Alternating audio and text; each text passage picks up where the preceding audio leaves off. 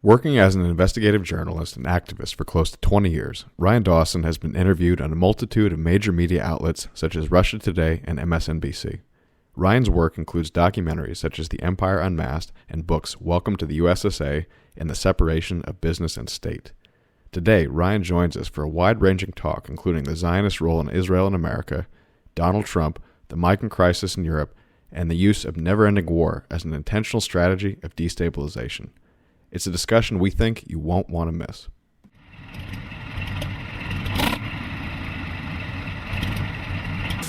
Well, I'm not a crook. I've earned everything I've got. Military-industrial complex.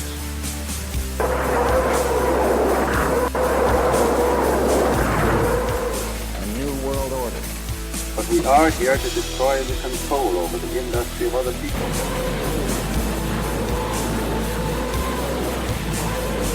I did not trade arms for hostages. It's been time to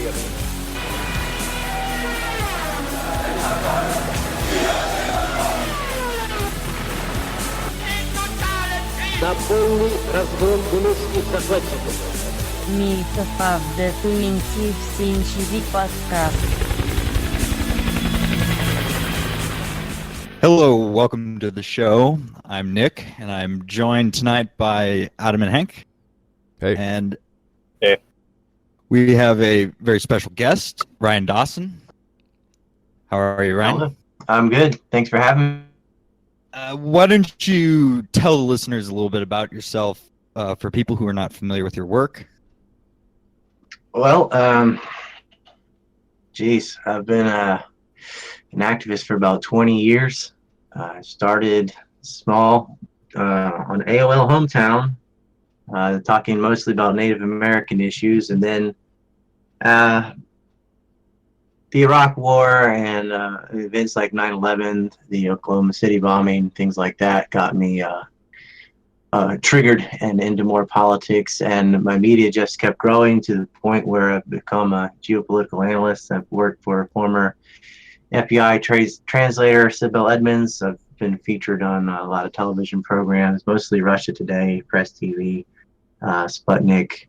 I've also been on the Jon Stewart show, although they didn't ask my permission, but they showed my clips, and various news outlets, radio programs, podcasts, etc. I run a site called the ANC Reporter, Anti-Neocons Report, where I interview experts in the field on a variety of issues, mostly on the Middle East, but we also get into Asian politics, economics, terrorism, sometimes conspiracy theories, and the caveat to that is, when you're talking about conspiracy, there's two extremes. You have the completely paranoid who think everything's a conspiracy, and you have the completely naive who don't even believe it's possible to have a conspiracy. And the truth is sometimes there are conspiracies. Iran-Contra is a very good example, since there were convictions in court of conspiracy involved in that. And then there's some that are just goofy, but I will walk the line and cover the dark elements, any covert operations, CIA, things like that. So I'm a pretty wide spectrum of politics on anti-neocons, but we are anti-war, libertarian-leaning outfit. I have guests on from all walks of life. Very anti-Zionist. We just want peace in the world, and I've just found that the three-letter networks have a lot of corporate interest and influence from the outside, and often lie to people and cheerlead every war and every intervention there ever is. And so I decided to create my own media to fight them. So that's ANC Report, and I've been doing that for 20 years. Recently, you were kicked off of YouTube, and we heard that you were reinstated. So do you want to talk a little bit about that and what that was like, and actually meeting some of the opposition up front? Yeah, it's not the first time, actually, but yes, this is what happens. So I have a YouTube channel. I have created films and I sell them, but I put a lot of things out for free, probably one video a day, and several films were up free. One of the, I guess, famous ones was called War by Deception, that went over the Iraq War and 9/11, how Iraq was erroneously tied to 9/11 via lies about anthrax.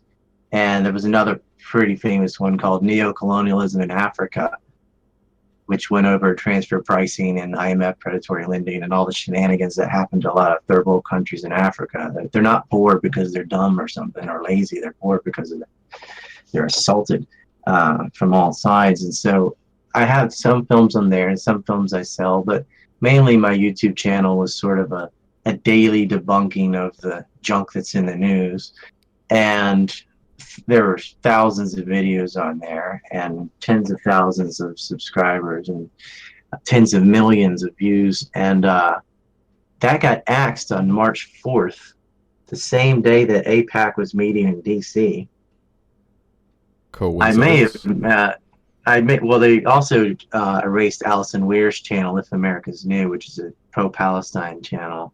I do talk about Palestine a lot, but it's not I'm not just like a one-issue channel. But I was actually on an airplane full of AIPAC officials all the way from LA to DC. It was beautiful. So for about 4 hours, they got to listen to me say, "Oh, you go in the lobby? Me too. I'm part of the Not Killing Kids lobby." And I gave them an earful. But they erased my channel. I got it back. It was a process. I'm not the only one. There are a lot of YouTubers that got erased during that weekend. They just give you 3 strikes in a row. It was all nonsense. They didn't even tell me what I had violated, just violated the guidelines. Didn't say whether it was violence or sexual or harassment. It had to be harassment because I don't have any sexual content or violent content on my YouTube. I won't even show like dead bodies and stuff, even though I'm reporting the news, because I know they'll use that as a pretext to get rid of me. Mm-hmm. But bullying can be anything. Right. And yeah, I'm pretty hard on people who murder people, but they're public figures. So now I have this thing called Taken to the Woodshed, where I'll take a particular politician usually and just dissect them and destroy them for about an hour. But none of the woodsheds were flagged. The videos that got flagged were talking about an Israeli role in 9/11 or Saudi role in 9/11. And there was one video that was flagged where I was defending the victims of Sandy Hook, because you have these Alex Jones types run around saying it's all fake and no one died and just ridiculous stuff. And that served as a pretext for them to go after pro-Second Amendment anything, right? And there's a huge gap between supporting the Second Amendment and saying school shootings are staged or scripted or whatever, right? But they throw the baby out with the bathwater. So what they've done is they don't do anything to Alex. But Alex Jones will run his mouth. And then because of what he's done, they go around and use that as a pretext to censor other people. Well, he claimed he got a couple even if you're on the opposite side. Ago. Yeah, that's funny because he said, we got 2 strikes and they're about to erase me. And he's saying this on his channel. I'm like, you're lying, because if you have 2 strikes, your channel's frozen and you're not allowed to upload any new videos. Wow. I mean, all that guy does is lie. I've caught him lying so many times. People who have been on his show, who I know personally, he's saying how much they twisted what they said and erased things they said. So yeah, I mean, he is the gift. He's just recently been defending John Bolton, the unflushable. Are you John serious? Bolton, I mean, I kind of stopped watching him after the election, and this is basically the reason, because he seems to be an apologist for whatever the Trump administration does. Well, he said a prayer for Netanyahu on air. He's the gift that keeps on giving, and people ask me, is he a psyop or just an idiot? And I say, he's not an idiot. I think he's in it for himself, though. And I think he could just be an opportunist bullshit salesman. Yeah. My thing on that is it doesn't matter, because the result's the same. Whether he's doing it for himself because he's a Zionist or whatever, or he's doing it because he's been paid off, what's the difference?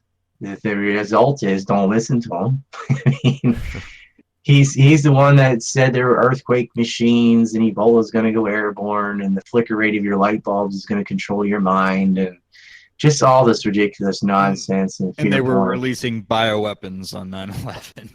Oh, my favorite was they're going to kill off 80% of the population because James Cameron moved to New Zealand.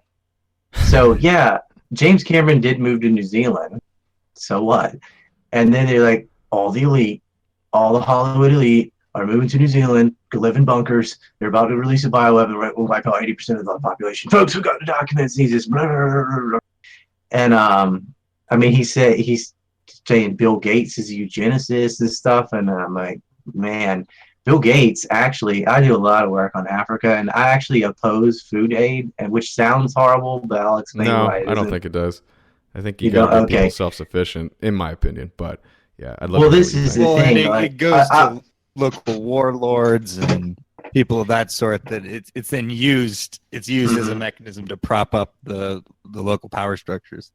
Well, that's one reason. What you just said is like UNICEF is giving things to Somali and Ethiopian warlords, or those are their mercenary armies they're attacking Yemen with right now, the UAE and stuff. But another reason is, think about what happens if there is subsidy, and there are groups that agree with me here, CARE, the Catholic Church. That, like, I work with churches for and real charity directly to people who are poor, but well, you don't want to have government subsidized American food aid going to an impoverished region, because you need to encourage their own agricultural sector. And if how's an African, let's say you grow, I don't know, apples or whatever, like you're growing rice or something, and here come the Americans with free or super cheap food. How are you going to make any money on agriculture? The demand would raise as the prices raise. If there's a shortage, then the price increases, but that also encourages production, and it encourages more people to get into agriculture so they can sell their goods. You're undermining them building their own sector for ranches and farms by subsidizing the market with cheap goods. And so they're perpetually dependent on getting these free goods to feed themselves, because the profit's been stripped out of it. And what they need to be doing, if you want to subsidize something, then work on African farming. So it's the whole, give a man a fish versus teach a man to fish type of thing. And they're undermining the agricultural sector through their so-called charitable acts. But they know that. That's the same reason they'll give them loans for infrastructure, but not for manufacturing. Because they don't want them turning raw goods into finished products that they could sell and then get out of debt. Now, they'll give them money to build a road or a school or a hospital or something, but they have to pay for loan number 1 to loan number 2.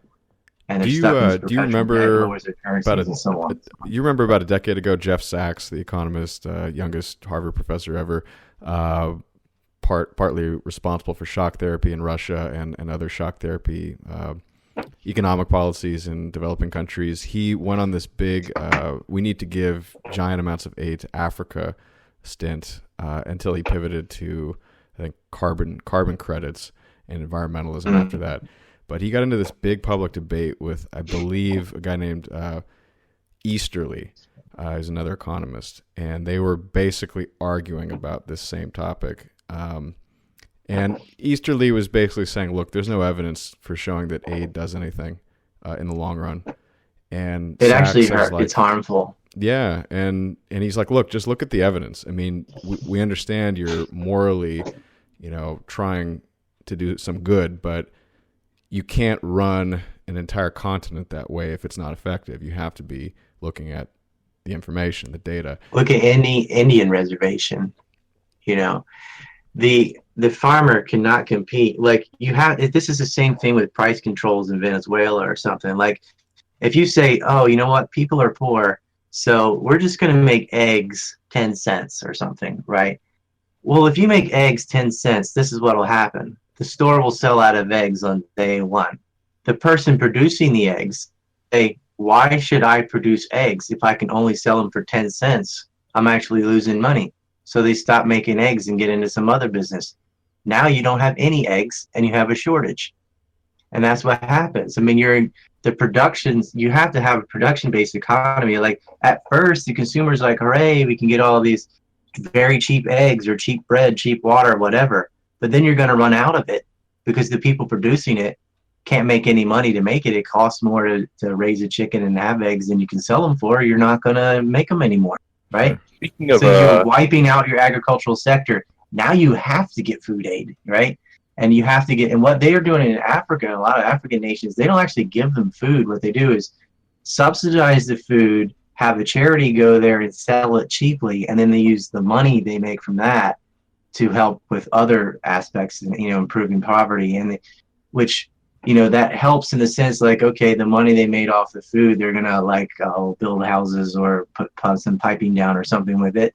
That's fine, but man, if you wipe out the agrarian sector, I mean, that is the basis. Like, if you don't have that in order, forget about everything that comes after that. You got to have food and water, and you wipe that out by giving it away. Speaking of government interventions that went disastrously wrong, where would you say, or I guess, you could go as far back as you wanted, but where do you think it's important to start when you're talking about the formation of Israel? The formation of Israel? Well, did my monitor just turn off? Oh, sorry. Yeah, well, a lot of people started with the 48 war, but I think that's a ridiculous origin point. I guess you don't win wars as your starting point. You start wars as your finishing point. Well, there was just a whole more than a decade worth of terrorism before that war ever started. All throughout the 30s and 40s, you had the Irgun and Stern gangs committing acts of terrorism, blowing up hotels, blowing up trains, blew up the U.S. Embassy in Rome, sinking ships full of Jews, even trying to leave Palestine because they wanted to have that demographic majority, and throwing grenades into windows and killing off the natives. That had been going on for decades. So just for some background, like the campaign that you're talking about, this was when Israel or Palestine kind of more broadly, and a lot of the surrounding countries were ruled by the British post World War One. Right. So let's start there, and we can go back later if you want, but yeah, post World War One, the British mandate we could start with. And so the Ottomans are out, but it doesn't matter what the title is, whether it's the Roman Empire, Ottoman Empire, British Empire, the people actually living there are Palestinian. You go all the way back to Philistines from biblical times, they're still Palestinians. There are people who live there and work there. And the British were, they had to deal with a lot of Jewish immigrants who were migrating to Palestine since World War One, but especially during World War II. And the Jewish Agency, which becomes the first Israeli government. I mean, all the officials from the JA end up becoming the first prime minister, the first everything. It was a government in waiting. The Jewish Agency even made a deal with Nazis called the Havara Agreement to dump European Jews out of Germany and Poland into Palestine.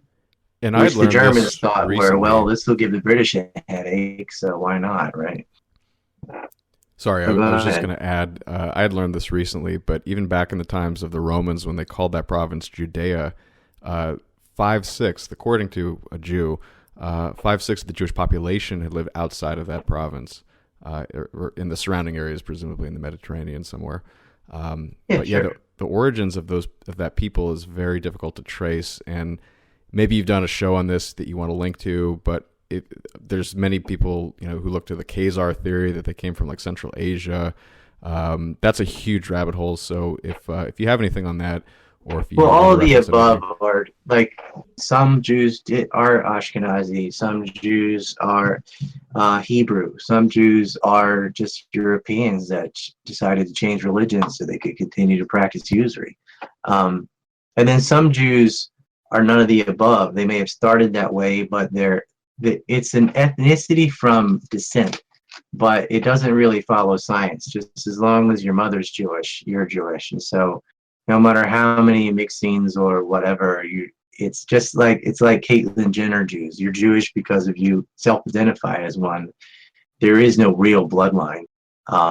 And the faith was replaced by the Holocaust because there are a lot of Jews who would call themselves atheists, but they're not really atheists because they may have rejected the more mythological aspects of religion, the gods and creation stories and so on, but they still cling to a historized mythology of, King Saul and King David and so on, as if it's real history, which it isn't.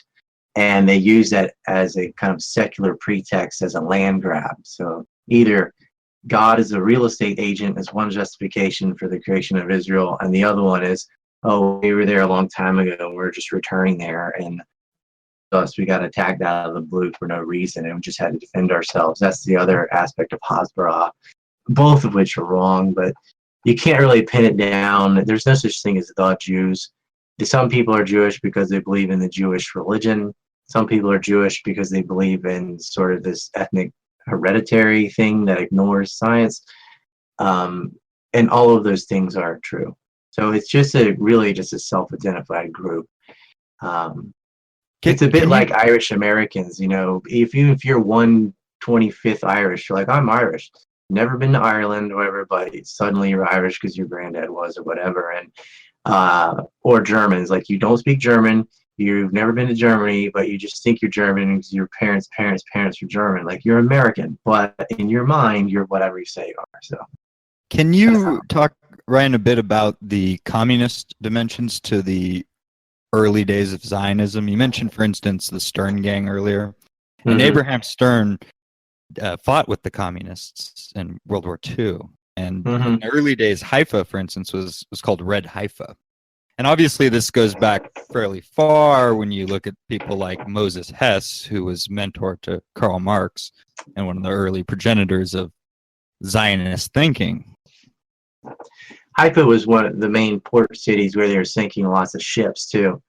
Even Jews that were trying to leave Palestine were getting murdered by Zionist Jews who wanted to force them to stay.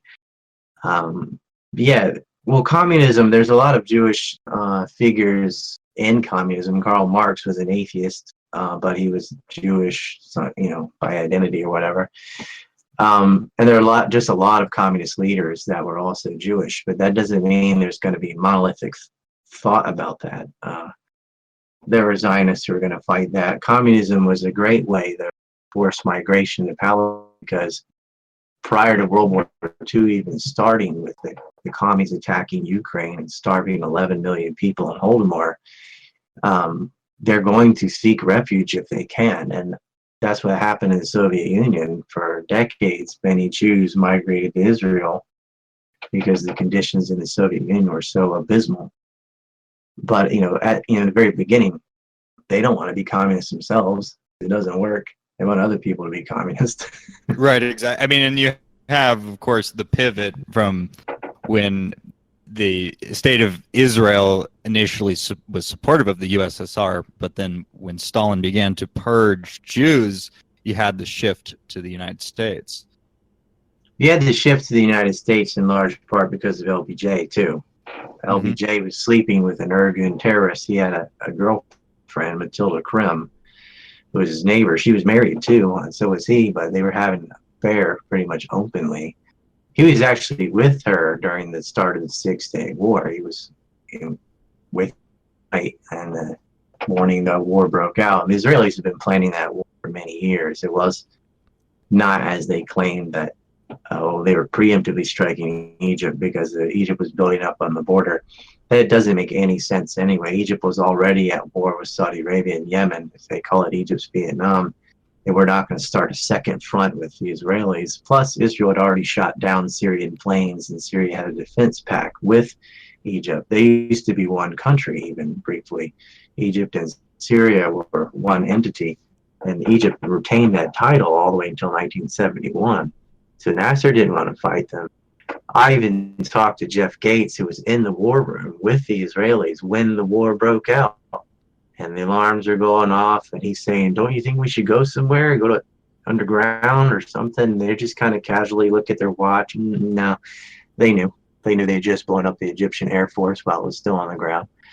They've been planning it. They wanted to do it during the morning Cairo traffic. And they knew exactly where the Egyptian would be most vulnerable. And the United States had to give them the green light on that. When was LBJ this, Ryan? this is the 67 war, but I'm saying the real pivot for Israel to join the United States and stop the Soviet influence, it kind of starts, they wanted to start a war in 53, right after Operation Ajax, right? And so you have the Levant affair, or the Operation Susanna, but it falls on its face. That's in 56, and court case in 57, as you could say. And Eisenhower came in because the French and British were on the Israeli side. They wanted a buffer zone for the Suez Canal. They'd just lost their empires. They're not going to lose the Suez, right?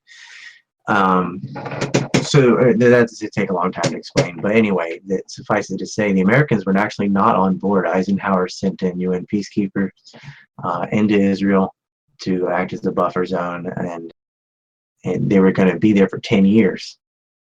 10 years later, when they were removed, was 1967, just weeks, not even weeks after they were removed, Israel attacked Egypt. And they've been waiting to do that the entire time.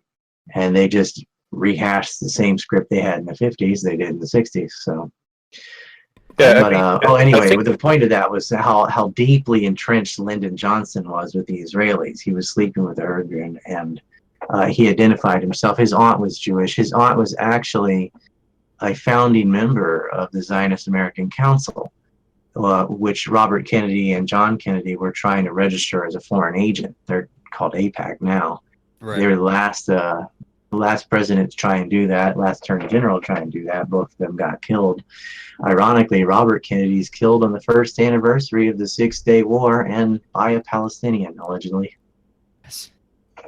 So I was curious as to your take on exactly what Zionism is, because on the one hand, sure, you have the in-your-face territorial aspirations of some kind of Jewish state, from perhaps all the way from the Nile to the Euphrates, and then you have maybe you could say the messianic component. Let me read, for instance, what David Ben-Gurion said, which was, with the exception of the USSR as a federated Eurasian state, all other continents will become united in a world alliance at whose disposal will be an international police force.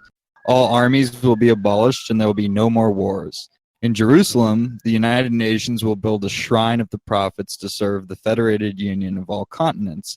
This will be the seat of the Supreme Court of mankind, to settle all controversies among the federated continents as prophesied by Isaiah. So how do you take the messianic dimension of Zionism? He's saying that Ben-Gurion is the prime minister, by the way, because the creation of Israel was done by the UN. So you have this global government, basically, that decided we're going to create Israel, and we're going to give away 72% of the Palestinian natives' land over to these foreigners from Europe who are moving there in mass to create a so-called Jewish state. So his idea was to envision like the UN getting even larger and have complete global dominance, and of course for their own interests, which is kind of how the Security Council works right now. I mean, America vetoes every resolution against Israel, except for the most recent one they abstained from. And so Israel can openly annex territory, murder kids, colonize their neighbors, and nothing's done by the UN. But if Iraq is even accused of breaking a UN resolution that it turns out they were not even violating, then they get invaded, their leader is assassinated, his children are assassinated, and they have rape rooms and torture in Abu Ghraib, and that country's flipped upside down. So we call it anarcho-tyranny, if you want to look that up. That's rules for some and no rules for others. And that's what his real, no more war is. They just wanted to have more territory for themselves and everything, this global government to enforce it. And through the Security Council resolution of the United States, that whole process, if you're on the Security Council, which the U.S. is, it doesn't matter if 140 countries vote one way. If you vote the other way, nothing will happen, right? So it's not like a democratic institution. It's my way or the highway, by the big countries, and anyone else can stick it. And Israel openly bribes the United States, so you can't find a a UN ambassador more pro-Israel than Nikki Haley and John Bolton before that. I mean, they're not even there for U.S. interests. All they ever talk, both of them. And now Bolton's back in the administration, but as a national security advisor. But Haley's just as bad as she's just a younger version of John Bolton. They're there on the behest of Israel. And Ben-Gurion and then later Begin, these guys, there are a lot of other prominent Jews that wrote to the New York Times against these people. One of them was Albert Einstein, saying that they were just like the fascists in Germany and Italy that we had run away from, we being the Jews.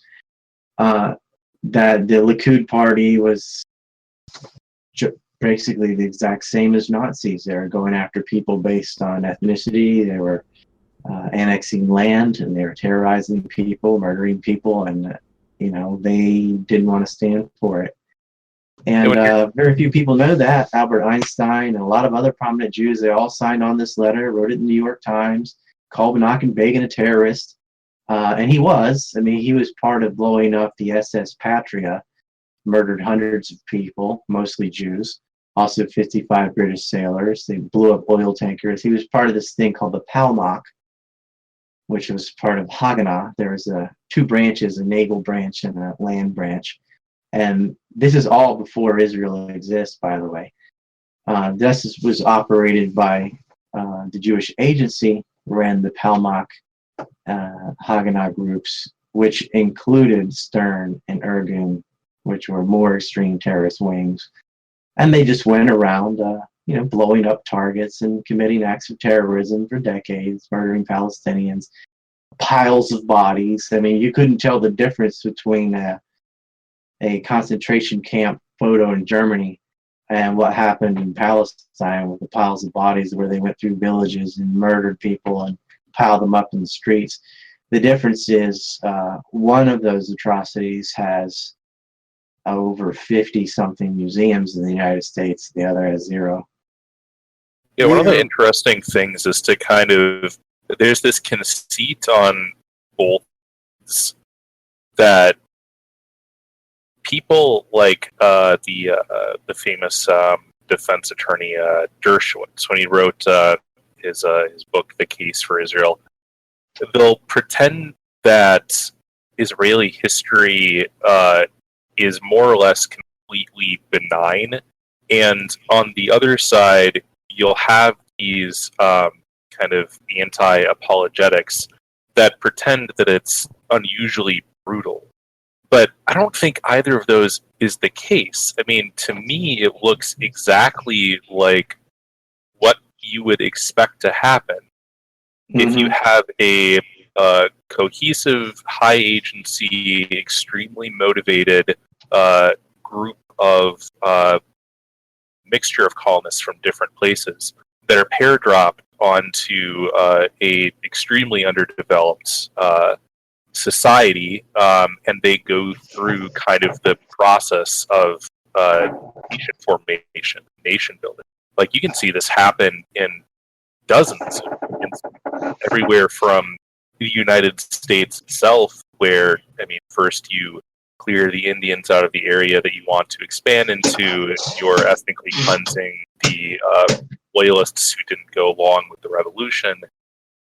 I mean, up to, Greece and Turkey doing massive population exchanges, quote unquote, in the early 1900s. None of this stuff seems at all unprecedented, but I'd like to hear your take on it.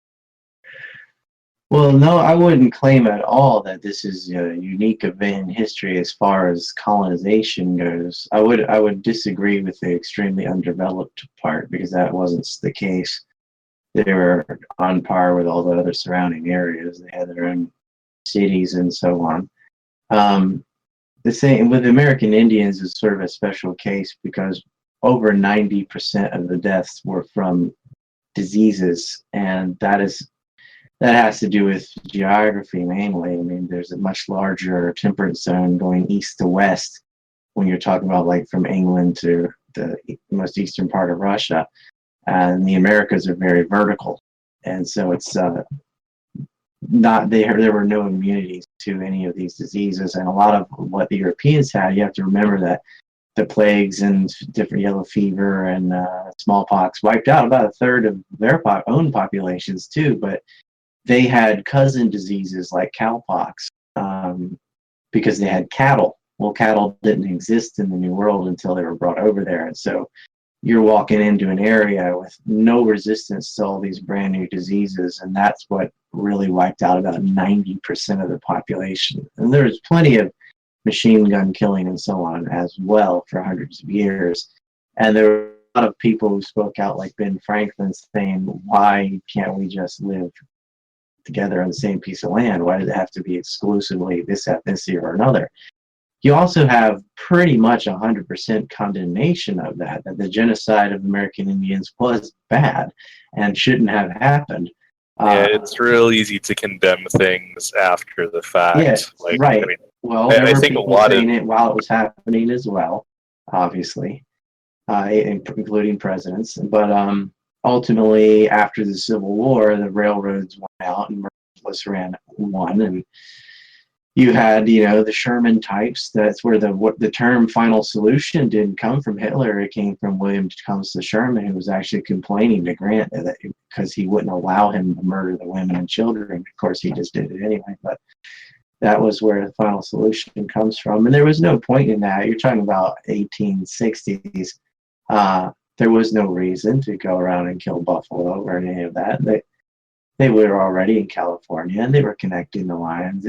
There was no point and purpose in that. But, the military is how it is. And they wanted new stripes on their shoulder. And, it's revenue. It's disgusting what they did to Geronimo. I mean, you're talking about a man that witnessed the Wright brothers fly a plane. And this stuff's still going on. And they had the Family Planning Act in the 1970s, sterilizing American Indians. Why? This is 1970s. They're not a threat or anything. But that's the kind of disgusting nature of a lot of these eugenics types. They're psychopaths. I mean, that's the only way to explain it. And what Israel's done to Palestinians, it would be better for Jews and Palestinians not to have this sort of ethno-state attitude and just share the land.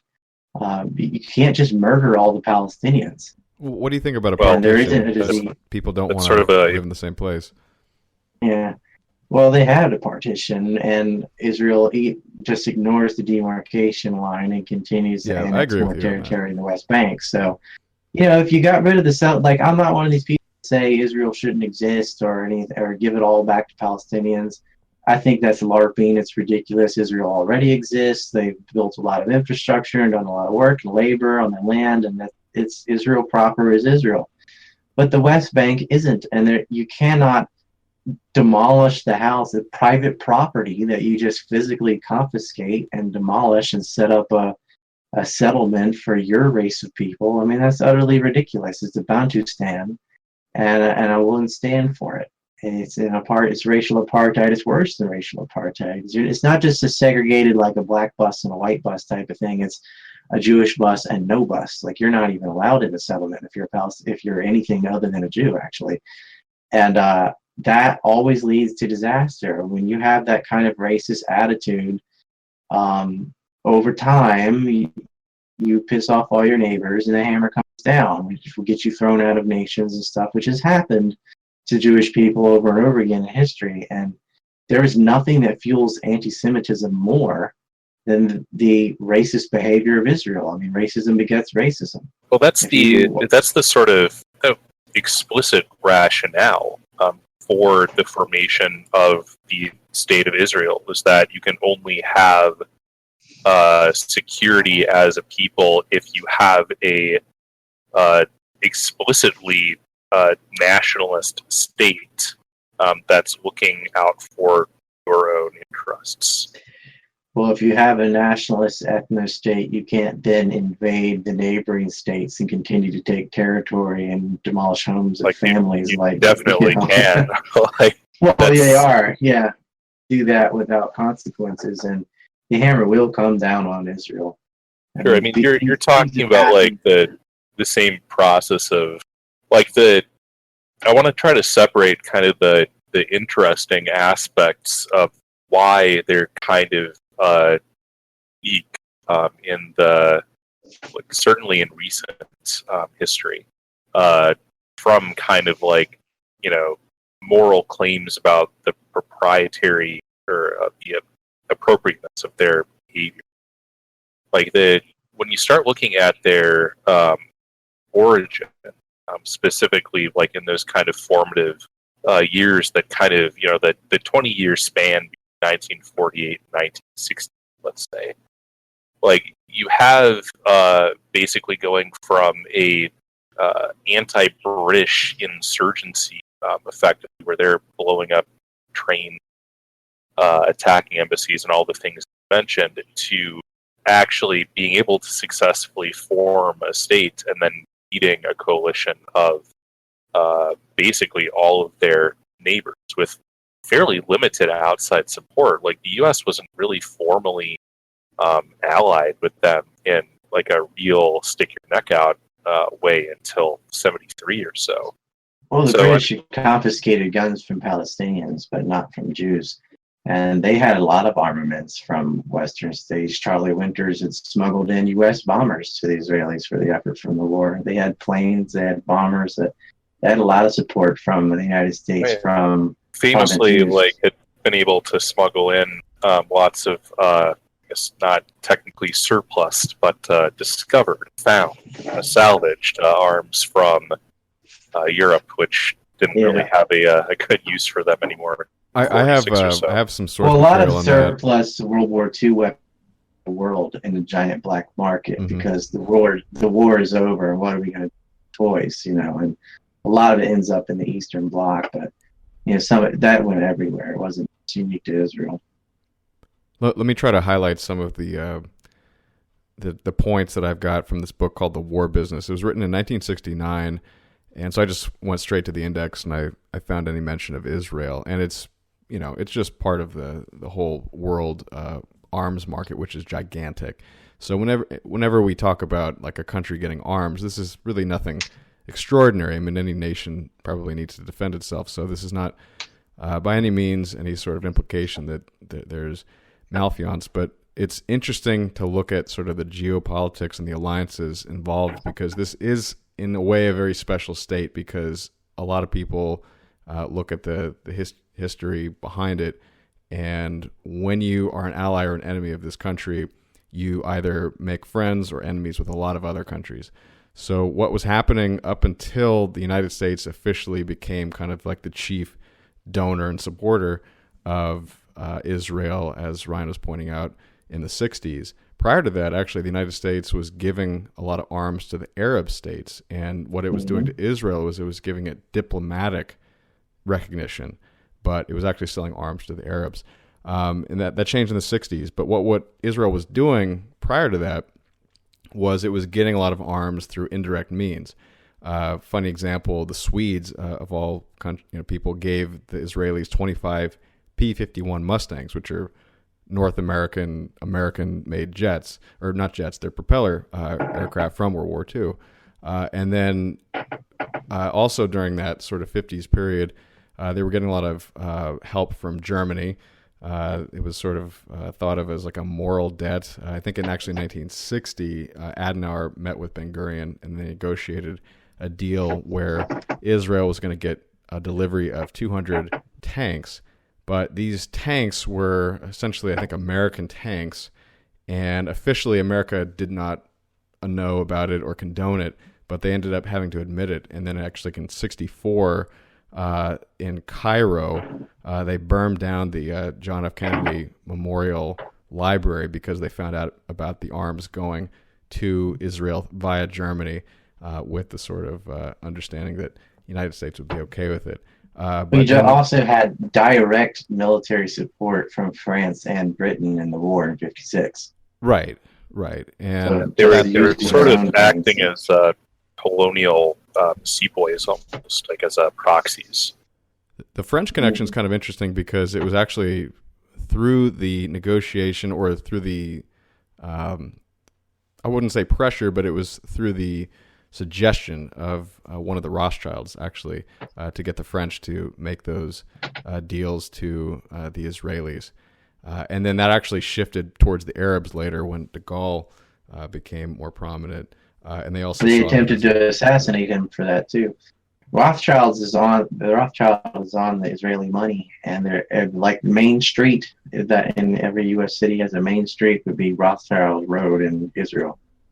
And They Rothschild was corresponding with Balfour back in the day. Oh yeah, well there are many Rothschilds, and that banking family was prominent that there should be a Zionist state, and it would be Palestine. Well, they would call it Israel.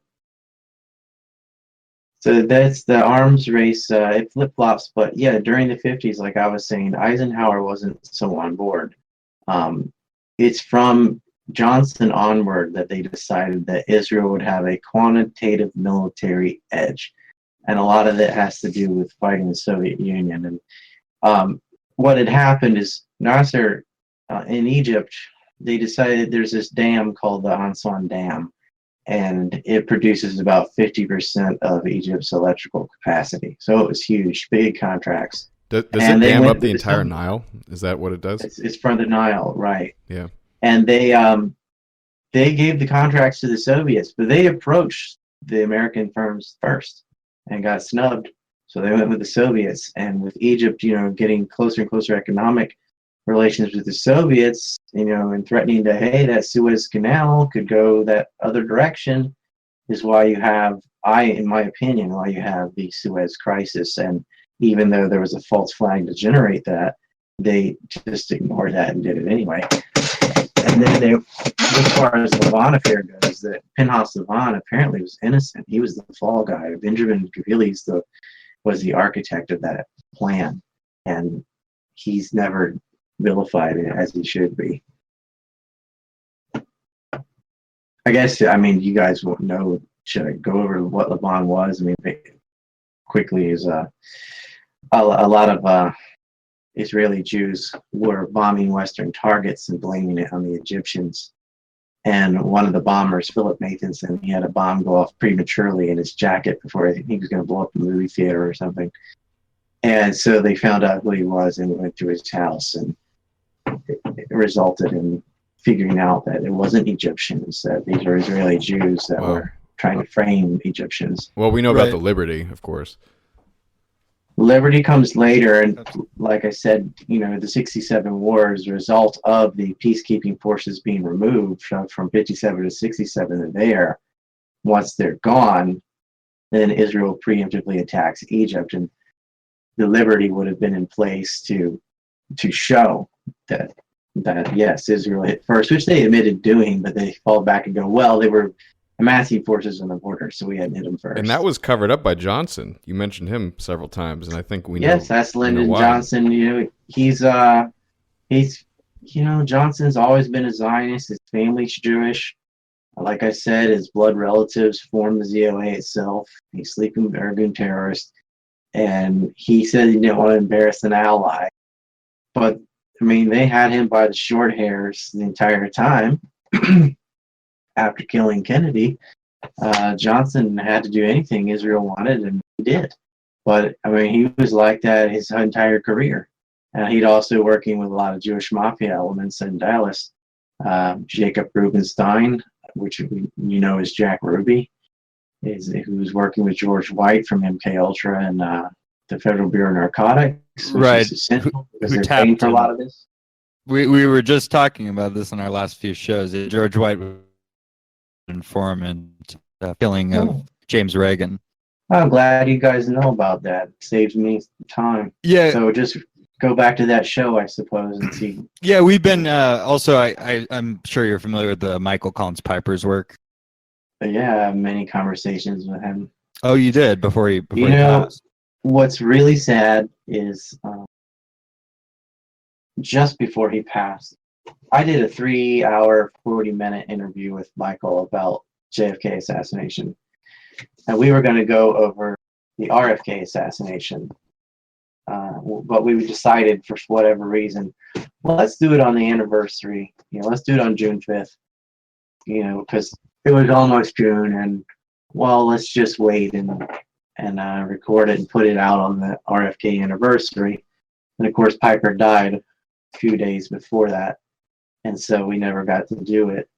And we had almost recorded it the year before, and he got stuck in pointless debate with Sandy hoaxers like Jim Fetzer and stuff, which was an utter waste of time.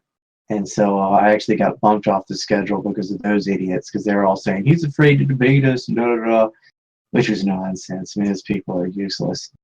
And then he had heart trouble, and so in and out of the hospital, and he lost his job at American Free Press and had to move out west with Mark Glenn. And so I was waiting, and finally we were going to do this podcast about RFK, and then he passed away. And so I mean, I had my emails, we had our show notes and stuff, and it would have been stellar, but we never got to do it. So I'm making a Kennedy film, and I'm going to dedicate it to him, because I think Final Judgment is one of the better books on Kennedy. Or at least it goes into some avenues that a lot of them all say the same thing, like, oh, the CIA was mad because he didn't give air support for Bay of Pigs, and the kind of Oliver Stone, Ernest Milchan, they blamed it all on gay Nazis narrative. Nah. I have a completely different theory on JFK, and Piper agreed with me. And like I said, we did do a podcast about that, and we talked a lot about it afterwards. And that RFK interview would have been stellar, but he passed away, and I got so upset about it. I didn't want to touch Kennedy stuff for a while. I was pretty moved when he died. It sucked. Yeah, it was very sad. Veterans Today and these assholes try to use it like, oh, the Mossad killed them, and they used it as clickbait opportunity. The people he'd been fighting with, who ultimately, helped get him fired. He never had lots of money. I mean, they made so much money off his book. They robbed that man blind. That's Kevin Barrett's outfit, right? Which one? Veterans Today or Spotlight? Oh, no. It's like Gordon Duff, I think, is the main piece of shit there. And those another guy, Michael Kyle, an Irish journalist, he busted them wide open through. I'm not a tech savvy guy, but he went through their URLs and linkage and all this stuff, and it's totally Zionist run. And they get in there and say, they don't say anti-Zionist stuff, they say anti-Jewish stuff, that's the kind of enemy they want and need, And every other freaking word is Jew this, crypto Jew that. It's disgusting. And like they took my movie War by Deception and they put it on Veterans Today, and then they wrote these long paragraphs under it, which is nothing but like Jew bashing bullshit, which I'm not about. I'm like, dude, I don't believe in racial teleology. I mean, get rid of this. I don't want my fucking work on your site. They stole stuff from Scott Horton, Sybil Edmonds, Paul Craig Roberts. They plagiarize left and right. They steal people. They put people's names on there to give themselves the accreditation they don't deserve. And then all of a sudden they're like, oh yeah, aliens or ghosts or whatever, some really off the wall nonsense to just. Are we still talking about Veterans Today? I mean, I've heard they might be disinfo. Like, I don't know who's, like, why are they doing this? Is it the same outfit? They do it to discredit people. I mean, the guy I was with who was in the war room in 1967, Jeff Gates, the guy I was talking to who sat there and witnessed the Israelis laughing about bombing Egypt, he was invited to Iran to talk to Ahmadinejad, actually, and Gordon Duff accompanied him. So they had a golden opportunity to talk to a real journalist, a real savvy guy. This is a guy that set up pension funds for all these different military wings and so on. Really smart person. But he's there with Gordon Duff. And they had an opportunity to talk about these issues. And Gordon Duff just leads the charge and went off the wall blaming the Jews and getting into, cuckoo Alex Jones style bullshit, and just screwed the pooch on that one, ruined it.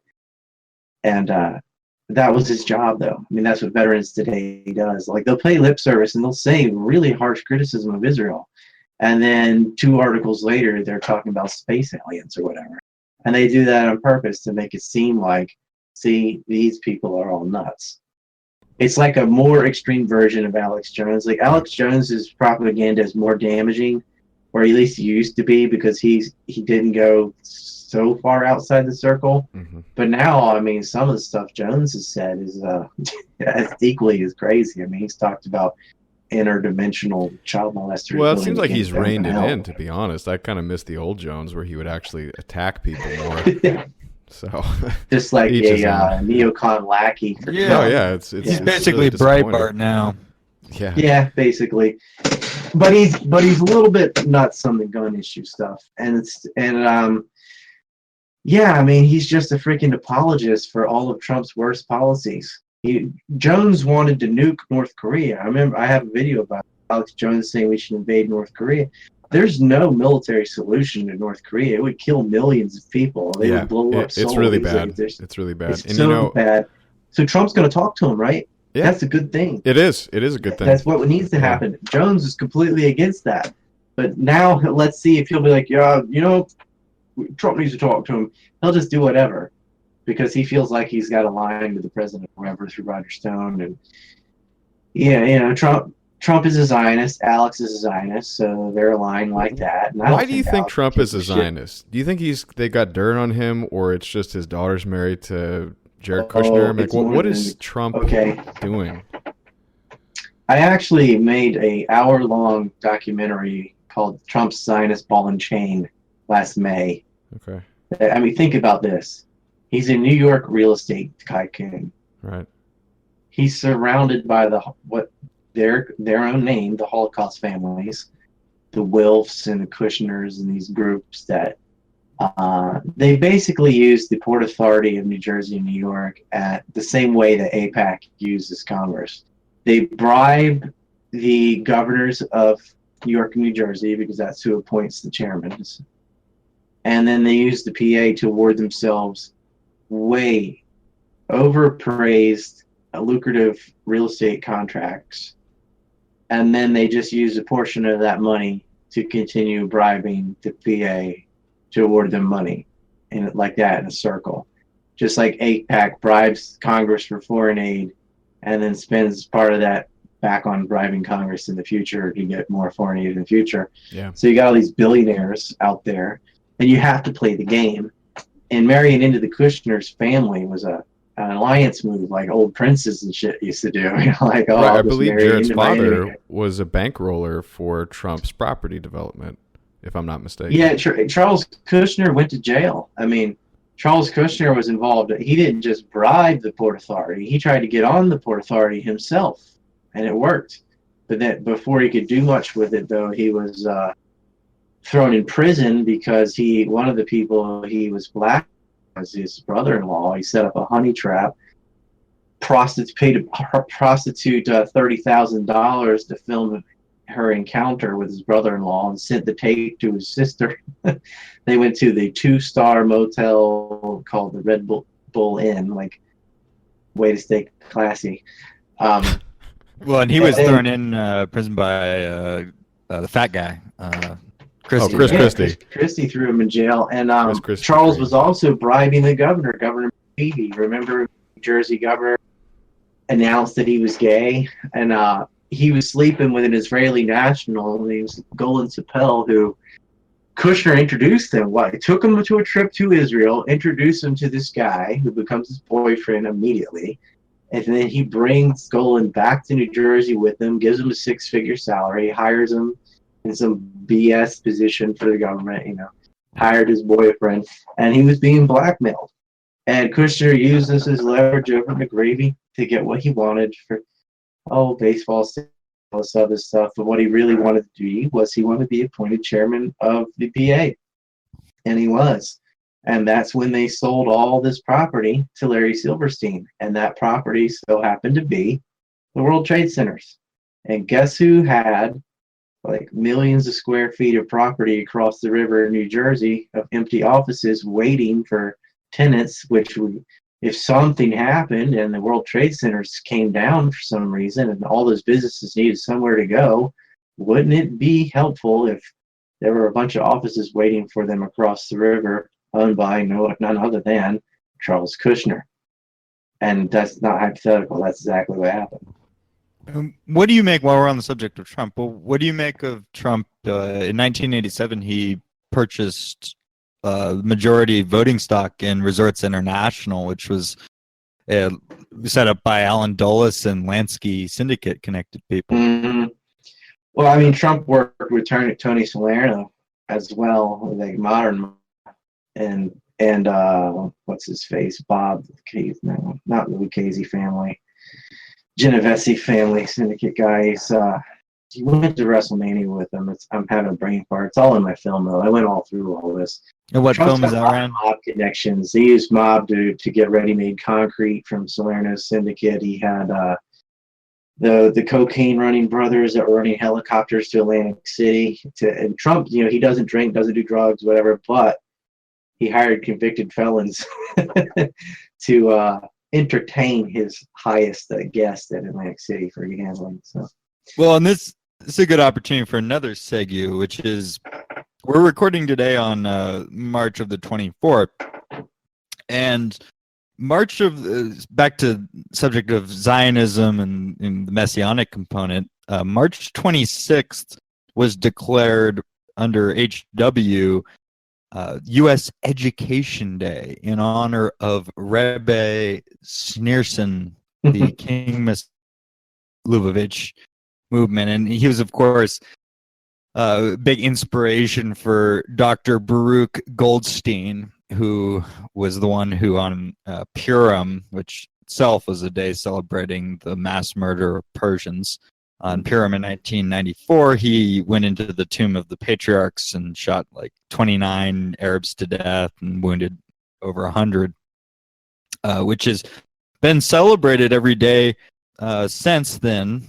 And how do you think that Trump, because Trump recently, he pardoned that rabbi in, I believe, is Iowa? The meat packer. Yeah, it's probably Iowa, I think. Yeah, go ahead, please. Yeah. What's what do you expect to to see anything on the 26th from Trump on honoring, because Obama took time to pay lip service to Schneerson?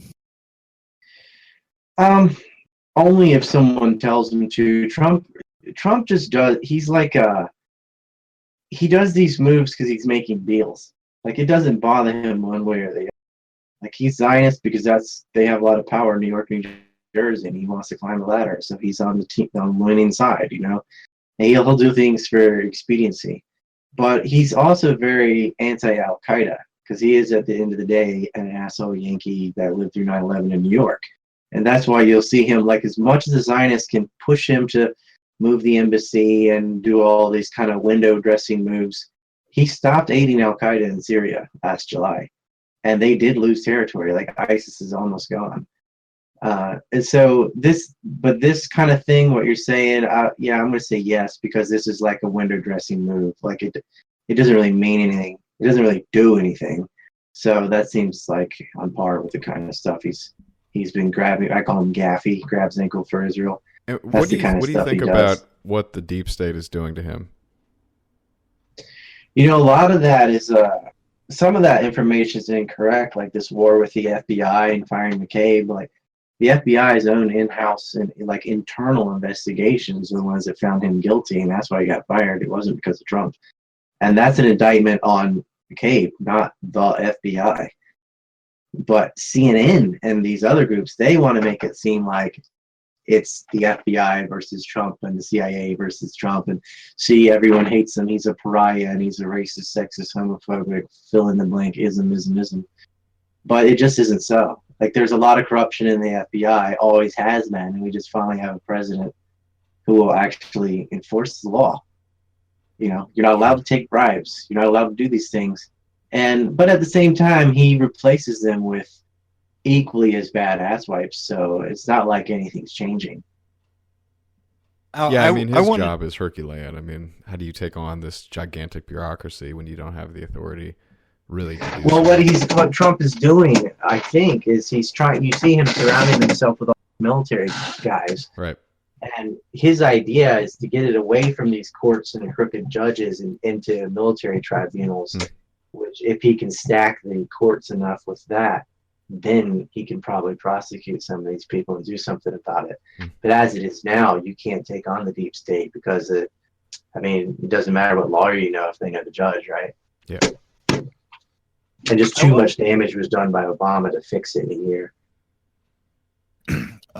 part of the reason we wanted to have, or at least I wanted to have you on, Ryan, was that our podcast, we come unapologetically from the right, and amongst the American dissident right, there is a lot of I believe misplaced sympathy for the state of Israel, and I wanted to get in a bit to the clash of civilizations model and counter jihad, because just on its surface you have the more simple tier American Christian Zionists have this hatred of Islam, when ironically in the Quran you have Jesus is considered to be a prophet of God, whereas in the Talmud Jesus is the son of a Roman soldier and a Jewish whore, and he's in hell. And I'm curious if you could speak to our audience as to this, maybe draw out the connections between the so-called refugee crisis and the Zionist entity. Sure. Now, what people have to understand is, like I was saying, I think before we started recording, I was talking about the two extremes of the paranoid versus the naive. With the view of Islam, you have two extremes too. You've got their Hindu, and Islam's peace and never does anything wrong, which is bullshit. And then you have the, what they're all Wahhabi head chopping lunatics, which is also bullshit. There are some factions of Islam that are Wahhabi Salafist, want the caliphate and all that. There are groups like that. Al-Nusra's like that. ISIS is like that. There are just your regular Muslims like my neighbors or something that aren't doing anything. They don't own any banks or anything. All of that stuff is true. There are plenty of peaceful people, plenty of rotten people. But, as a religion, it's much closer to Christianity than Judaism, but if you're going to have a pissing contest about it. But if you dislike the Wahhabis, and this is why there's refugees, because do you know who the victims of these militant Muslims are? Number one, other Muslims. This militant wing of Sunni Islam, mainly from Saudi Arabia, are murdering other Muslims in Syria and Iraq, principally, and Libya, which is causing refugees. But only part of the refugees, because the Syrian refugee crisis acted as a pretext to open the door to refugees in general. And a lot of the so-called refugees in Europe aren't fleeing there from Syria. They're just North African economic refugees who are also a mixed bag. Some of them don't want to assimilate. Some of them are rapists. Some of them are criminals. Some of them are innocent people. Some of them want to work. Some of them want to assimilate. All those things are true. There's a broad spectrum within the migrant community too. But based on ideology, people focus on what they want to. The left will look at the doctor that came from Syria that's helping people in Germany and ignore women getting raped by someone else. And someone on the right might focus on the New Year's Eve crisis where normal people who also migrated that are legit running away from war. So you get people who see or focus on the aspect they want to, because a lot of politics is based on hating stuff. That's a lot of the liberals don't really like the poor, they just hate the rich. And so this is a way to virtue signal and so on and go through psychological processes. But there would not be a refugee crisis. There've always been economic sabotage, predatory landing, etc. But war has been the springboard for the large refugee crisis.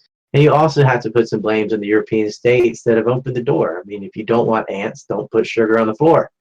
If you're going to offer all these social handouts and freebies to people, you're going to end up with, if you subsidize failure, you get more of it. And you don't bring the third world up, the third world brings you down. And so it's a bad policy, two bad policies. If you're going to export bombs and import refugees, you get exactly what you got. The solution would be to stop bombs and stop importing refugees.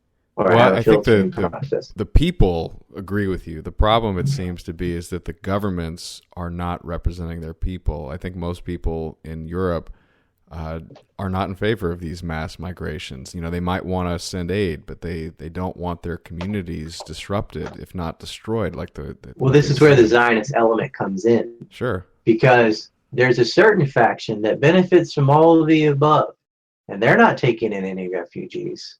They'll take in Jewish refugees, a specific type of refugee. So all the Jews that were in Syria, a lot of Jews that were in Iraq, where do you think they are now? They didn't stay there, not if they had the means to move. And Israel's saying, hey, come here. You can have a free house and a settlement. They want to increase their Jewish demographic because in their mindset as militant racists, they believe they have to have a superior numbers of Jews over Palestinians. There's about 6 million Jews and about 6 million Palestinians, 2 in the West Bank, 2 in Gaza, and 2 in Israel. And they have a lot more babies, and they will be the demographic majority unless something will cause Jews to migrate en masse to Israel, which a war will do. But they want to dump these Wahhabi types into Europe. It causes sympathy for Israel. It makes people lose sympathy for, quote unquote, the Muslims. It ain't the Palestinians. It's like the Palestinians, because they're Muslim, and Saudi Arabians are Muslim. A lot of people just look at that as, well, it's all the same thing. So this Sunni Wahhabi ideology is, it's all the same. And so if Saudi Arabia goes around paying mercenaries to chop off heads, then every other Muslim group gets grouped in with that. And so the less sympathy for Palestine. But I'm against third world immigration. I'm also against the wars. I'm also against the economic sabotage. All of the above need to change. But to get the politicians to change, this is the problem. How can you have the people one direction, and yet the politicians all go in the other direction? Well, you break it down, you look at all these vastly wealthy interest groups, a lot of them liberal. They hide under the facade of just virtue signaling bullshit. I call it paternalistic racism, where if you criticize illegal immigration, for example, you're a racist. It can't be any other explanation. And this is the epitome of like projection, because the racists are calling people who aren't racist. Like they always accuse other people of being guilty of what they're actually guilty of themselves, right? That's the classic Israeli move too. Oh, we're always the victims, right? Well, we don't want any refugees, but you have to take them in or you're racist. We're not going to take them in because we actually are racist, but you have to. I have two points that I want to follow up on the racism thing, but first I want to ask you about, you mentioned how Palestinians are, of course, seen as Muslim, which I guess at this point is largely true, but back in the 70s, a very large faction of the PLO was actually Christian. Most of Bethlehem is Christian even today. Even today, they celebrate Christmas in the streets, and it was Jewish terrorists that a few years ago, it was like 2014, 15, wasn't that long, but they burned down the Church of Miracles, which is allegedly where Jesus performed the miracle of dividing the fish and bread to the multitudes. That has now been burned down. You're talking about centuries old church set ablaze, and it wasn't by Palestinians, it was by Jewish fanatics. They burned down the Church of Miracles, and that made almost no news in the United States. No one knows about it. A lot of these Christian evangelicals, they don't know that Jews burned down Jesus' Church of Miracles. In Bethlehem, they've been burning churches. This gang called the Hilltop Boys, the same one that set a Palestinian baby on fire and then got out after 10 months of administrative detention, so they didn't even go to jail, have been burning churches, burning very old historic Christian churches in Palestine. The oldest ones there could be, actually, have been burned just in the last few years. And I don't see the Christian community up in arms about it because I don't even think they know about it. No, and because you see this push by the counter jihad elements, people like Pam Geller, and you see this in Breitbart, where you have this, assumed common cause between American and European Christians and Jews against Islam, which is you have Muslims in Europe and in America due to these neocon Zionist wars and chaos caused in the Middle East, and of course with 9/11 and the clash of civilizations model. Well, there wouldn't have been a war in Iraq or Syria if not for Jewish partisans, and that's all a long story in and of itself. But the most ironic thing about what you just said is the Zionist state is actually aiding the Wahhabi. Al-Nusra is getting aid from Israel. Exactly. And they're getting weapons from Israel. And Israel is attacking the Syrian government exclusively. They've never attacked ISIS. They've exclusively attacked Bashar al-Assad. They're giving aid, hospital aid, and communication equipment and arms to Al-Nusra Front, Aral al-Sham, and even ISIS through the FSA. I did an expose on that about this group called Purple Shovel. It's a long story. You can put a link below to it because it takes a while to go through. But yeah, they're the ones aiding them.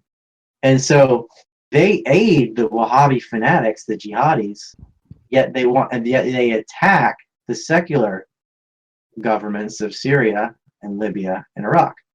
They attack the secular factions and kill them, and they help the Wahhabis murder the only moderate rebels or moderate Muslims, which are the state. So Israel's actually on the same side and always has been. You can go all the way back to Al-Qaeda in the first place, where they're laundering money through BCCI in Pakistan.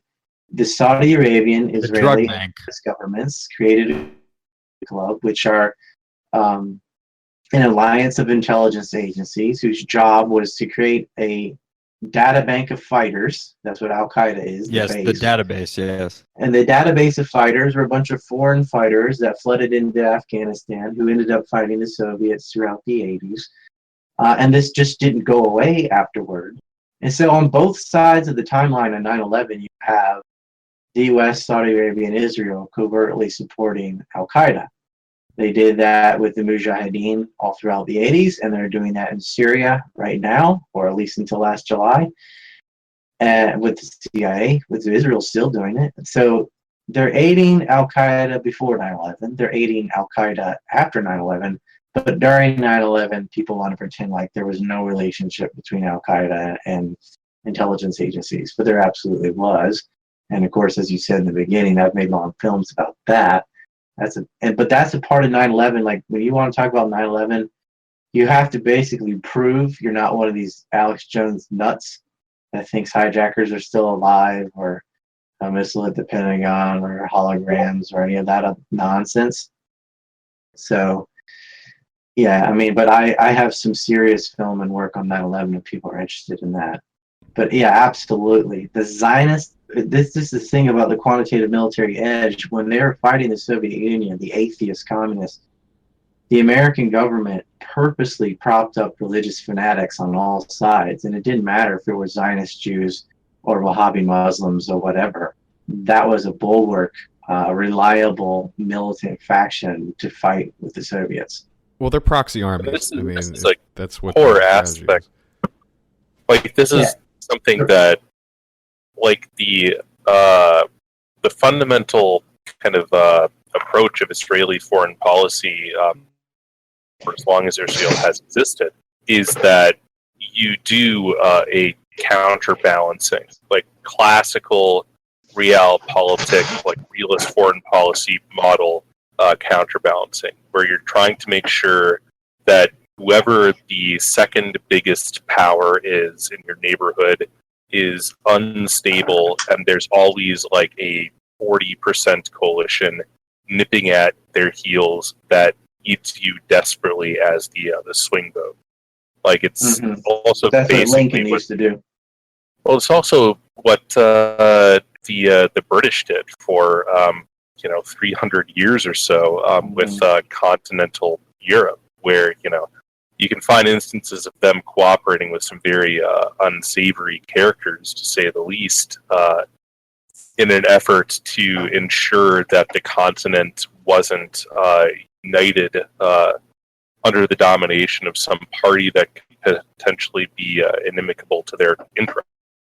So, I mean, if you take that as kind of the lens of how the Israelis are operating, like it makes total sense that they would try to kind of massively destabilize their neighborhood, not just have these nice, tidy 1850s style alliances.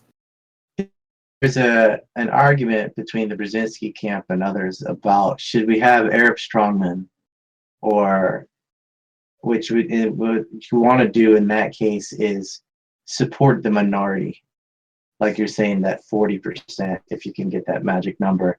And that's how Syria was, that's how Iraq was prior. You could have Bashar al-Assad as an Alawite, which is a Shiite sect, which is a minority religion.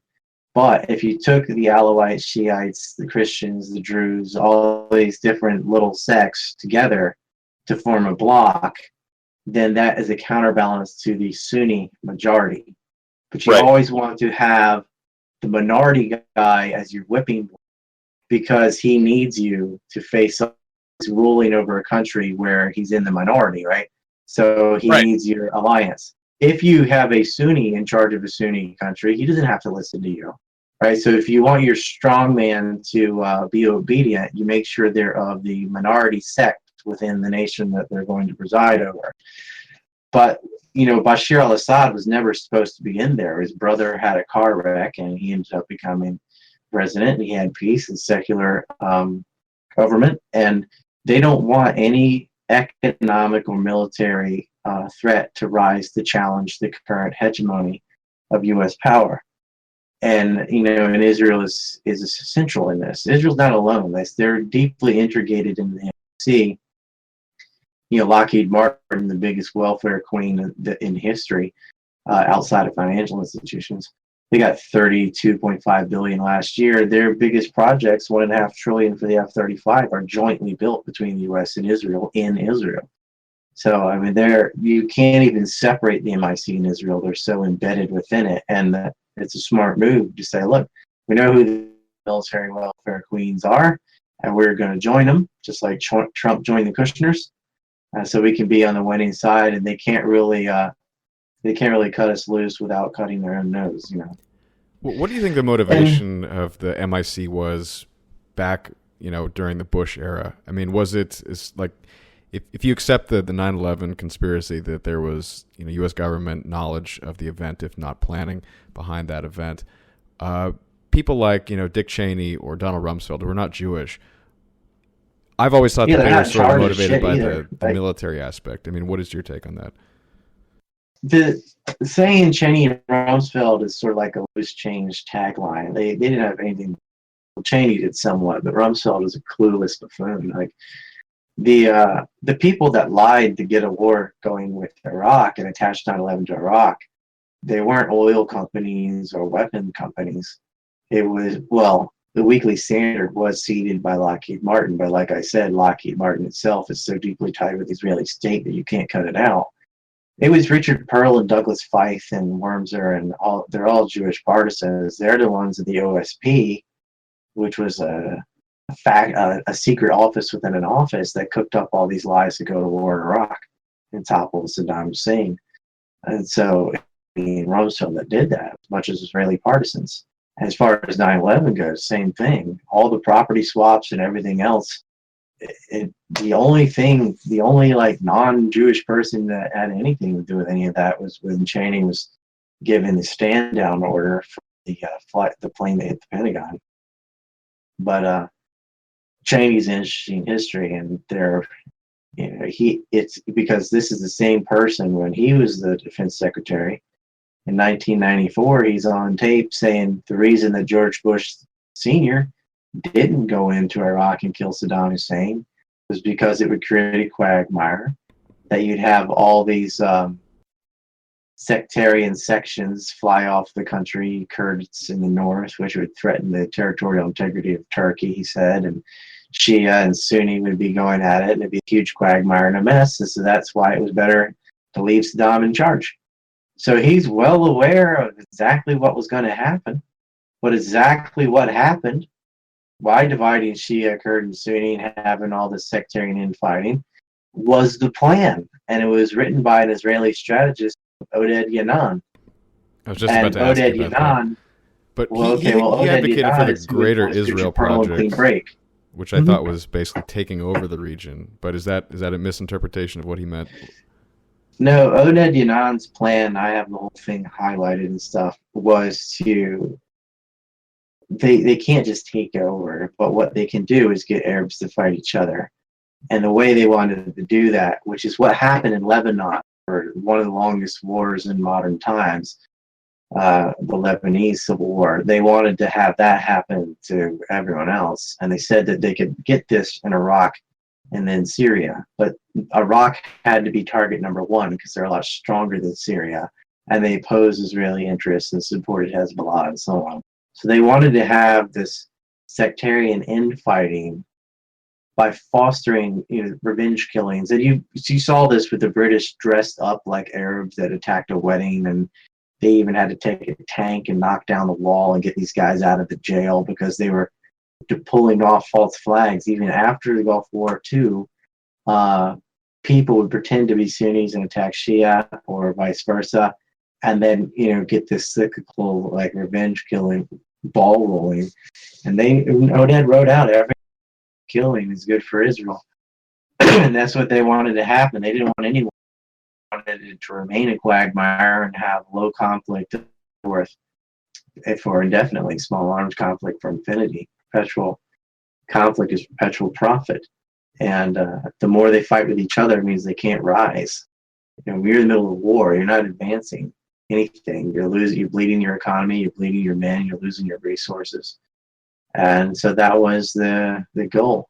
And they wanted Iraq first, followed by Syria, and followed by Egypt last. What about Iran? Iran was always on the table. But Iran, I think when Oded was writing about it, they thought they had Iran because Iran and Iraq were at war right at the time he was writing. They got locked in an 8-year war. So yeah, Iran was there, but that was already seemingly happening as he was writing this. So, but the Iran-Iraq war ended, and I would say that was a stalemate. But both countries recovered, and then Iraq was taken out. And so Netanyahu, when you look at the clean break strategy that Richard Pearl wrote, which was Oded Yonan wrote this in the 80s, then 81. Then they're saying they want to take out Iraq and then Syria, Iran, and Libya. And what happened with Egypt was that Egypt had 3 revolutions and Sisi's under a military junta, and so that's done. So next was going to be Libya, which happened. And then you had Iraq, which happened, and Syria, which is happening, but they're going to lose. And you still see propaganda trying to get us into war with Iran. If you listen to Colonel Lawrence Wilkerson at the last Israeli LobbyCon, which was this month, he paints a pretty scary scenario of all these tripwire methods of getting in on Iran. And Trump is very anti-Iran.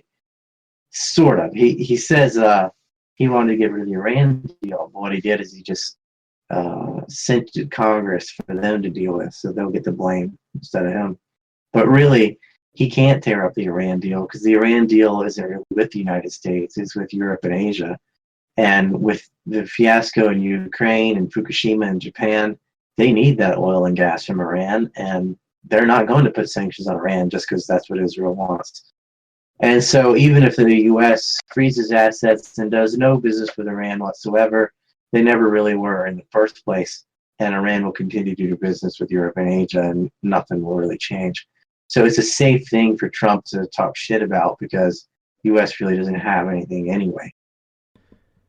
Ryan, you have such a wealth but it of wins knowledge. at points with the lobby, I just want to ask a personal question, if I may. Do you ever get frustrated that all of this documentation and work that you've done really, people like us will listen to it, but if somebody's not innately curious and innately interested in the truth, which is, I think, most people who are not interested in that sort of thing, how do you ever effectively change geopolitical policy in a country as large as the United States and in places like Europe? I mean, it's so difficult, and how do you deal with that? This is I think I have an answer for this finally. So the first part of your question is, like, people like you guys will listen to a kind of nerdy, detailed stuff someone like me would say. But how do you get someone else like Joe Sixpack or some lemming to give a damn, right? Yeah. And what I've found is, and I didn't do this on purpose. This was serendipitous. I can't get someone to listen to me about Yemen or Africa, because they just don't give a fuck, honestly. But they will listen to me about 9/11 or something, because it's kind of a sexy idea, like, ooh, conspiracy. And it was.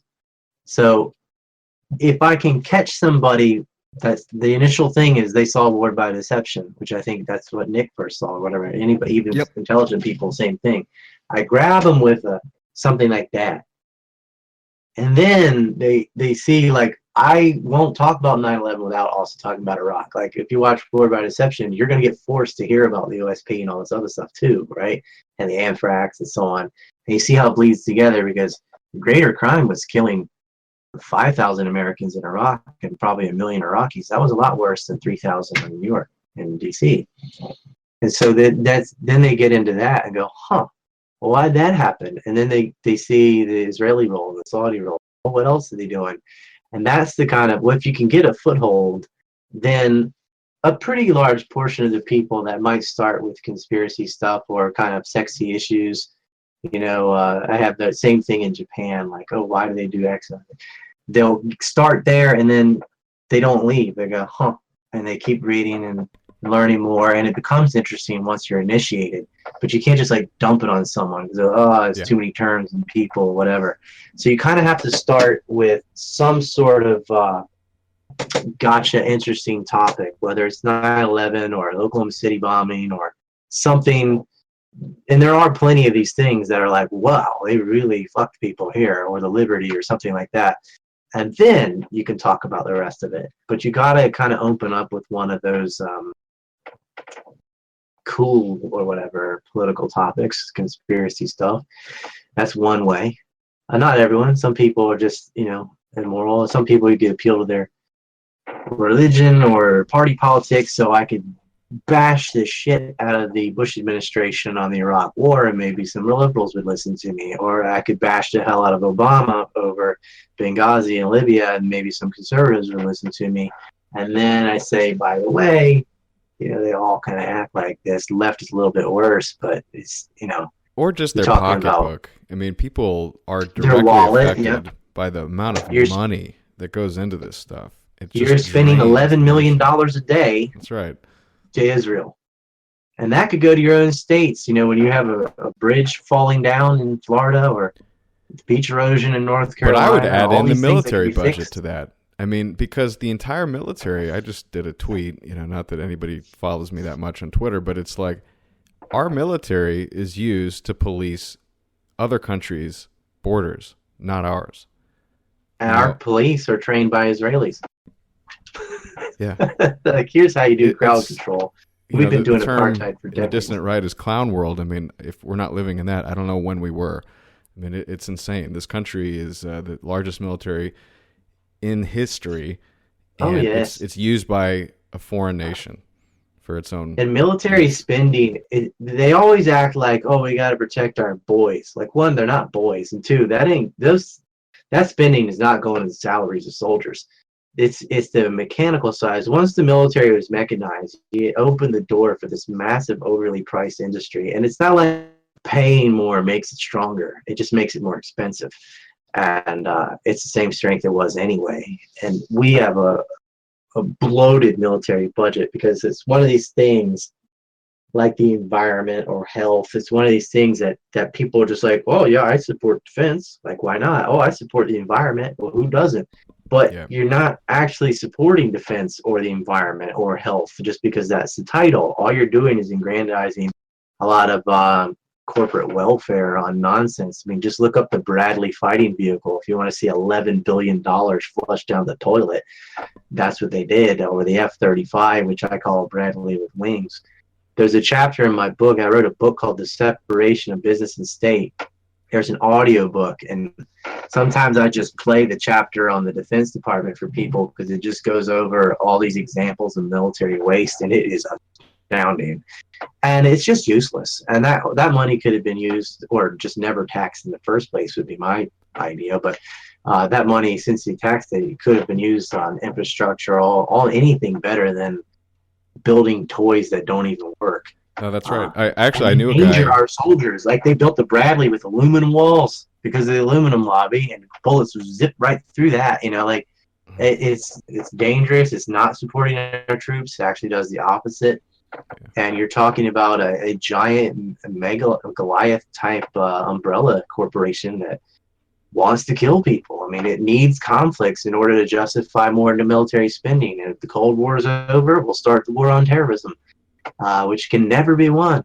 I mean, our drones are nothing but high-tech terrorism. I mean, okay. If you run a plane into a building, it's terrorism. If you fly a plane over top of a building and drop a bomb on it, it's collateral damage. It's something. I got to go, though, guys. Like, I feel like we could have gotten in way deeper in these issues, but the time just flew right by. I'm going to church. No worries, Ryan. We appreciate your time. I think you managed to provide a perspective a little different from what some of our audience may be used to. You're coming from a slightly different place ideologically, but you sure as shit know what you're talking about. Absolutely. And, I think it's very, very fascinating, Ryan, and we are honored to have you on. And we'll get this up and send you the link. And if there's anything that occurs to you that you want to have us mention, just send Nick or any of us. We'll have to come back sometime and just bash on social justice warriors, because that is something that I also find is sort of a foothold that people love. And I hate these people, and they're doing a lot more damage than people realize. Like they've destroyed our universities. I mean, it's absolutely our universities deplorable. were already fine, but they've made them worse. Yeah. Yeah. And another one. Maybe if you're interested, I have because we had just done like a two-parter on organized crime and the syndicate in America, and a lot of it was a lead up to the JFK assassination. And wanted me to cover that, and if the fact that you were in touch with Piper before his death, like that's very interesting. Hey, you know who's still alive that's as good as Michael Piper is on organized crime? Actually, even better. Valentine. Doug Valentine, right? Yep. And his latest book, The CIA's Organized Crime. Yeah, it has your interviews in it. Yeah, I have the book. All right. Yeah. I ordered it. I didn't get it in Japan. I should order it in the U.S. see if I can get my copy. And I'm in the book for a couple chapters, and I helped research whatever. Anyway, he's great on that, and he's losing his hearing though. So when you interview him, he's just got to talk. But he's a little bit like further to the. I don't know if he would. He's a little some of the stuff we've said on race would probably like, preclude him from wanting to join us, but it's I have it's a like lot of I respect have for that Jeff guy, Langford on. He's solid on that. He doesn't know shit about the Civil War, but everybody's got something. You can't agree on everything. Oh, I'm happy to talk to anybody. It's just whether they're willing to talk to me. Same thing with Max Blumenthal. Like I really like his work. Yeah, he's great. He's Russia one of my Gate favorite Jews. But then he said this thing about like Sons of Confederate Veterans was a racist group. I'm like, no, it's not. My brother's in that group. Like that's bullshit. Like yeah. So I don't think they really like care. That's one of those things. Like the Civil War is like World War II. Like if you say anything positive about the Axis side at all, then you're a Nazi. And if you say anything good about the South, it's like, oh, you want to have slaves and you hate black people. Like no. Gosh. Yeah, one-dimensional history, as always. Yeah, it's the nuance just disappears when it comes to the chance to virtue signal. It's like, well, I oh my gosh, I get to say racist finally. They can't listen after that. It just feels too good. I gotta bounce, guys. Well, thanks again, Ryan. I'll hit you up on the DMs here. Excellent. All right. Great talking to you. All right. Good talking to you guys. You guys are educated. You guys and T. Kelly interviewers like that. That's what I like to come talk to, because some people, yeah, keep up a good fight. We appreciate it. Awesome. All right, take care. Konbanwa, man. And Nick, if we have a moment, we can. Yeah, and I wanted to mention donations. We had some donations. 1 second. Let me just up. We had a very generous donation from Peter again, and a new donation from Timothy, and a Russ also. So thank you guys, much appreciated. Keep my internet on.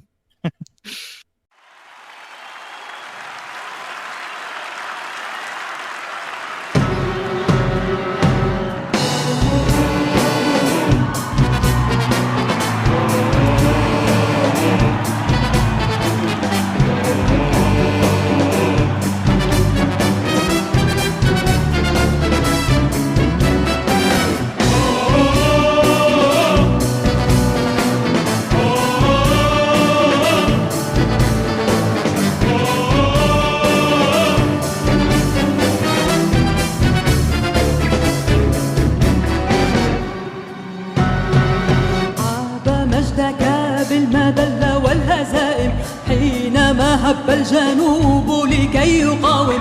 إن تاريخ الإبادة